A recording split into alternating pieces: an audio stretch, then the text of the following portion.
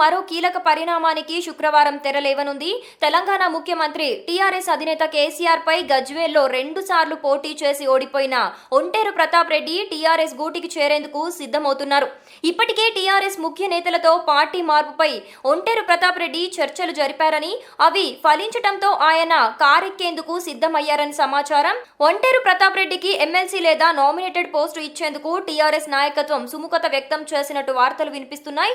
మరోవైపు గజ్వేల్లో తన రాజకీయ ప్రత్యర్థి అయిన ఒంటేరు ప్రతాప్ రెడ్డిని టీఆర్ఎస్ లో చేర్చుకోవటం వెనుక కేసీఆర్ వ్యూహం మరొకటి ఉందని రాజకీయ వర్గాల్లో చర్చ జరుగుతోంది.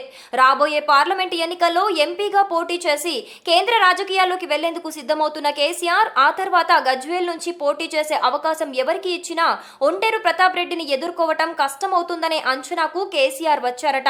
అందుకే ఒంటేరును టీఆర్ఎస్ లోకి తీసుకొచ్చి ఆ తర్వాత గజ్వేల్ ఎమ్మెల్యే బరిలో నిలపవచ్చని ఆలోచించినట్టు వార్తలు వినిపిస్తున్నాయి.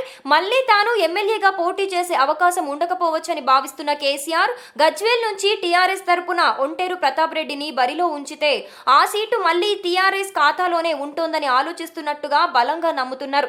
అయితే సాధారణంగా ఉమ్మడి మెదక్ జిల్లా నుంచి టీఆర్ఎస్ లో ఎలాంటి చేరికలు ఉన్నా అందులో మాజీ మంత్రి సిద్దిపేట ఎమ్మెల్యే హరీష్ రావు పాత్ర ఖచ్చితంగా ఉంటుంది. అయితే తాజాగా ఒంటేరు ప్రతాప్ రెడ్డి టీఆర్ఎస్ లో చేరటం వెనుక హరీష్ చొరవలేదనే టాక్ వినిపిస్తోంది. ఈ మధ్య కాలంలో హరీష్ రావు తెరాసలో చేరికల విషయంలో ఎలాంటి చొరవ చూపలేదని తెలుస్తోంది. మరి ఇంతటి కీలక చేరిక హరీష్ కి కూడా తెలియకపోవటం తెరాస వర్గాలను సైతం ఆశ్చర్యపరుస్తోంది.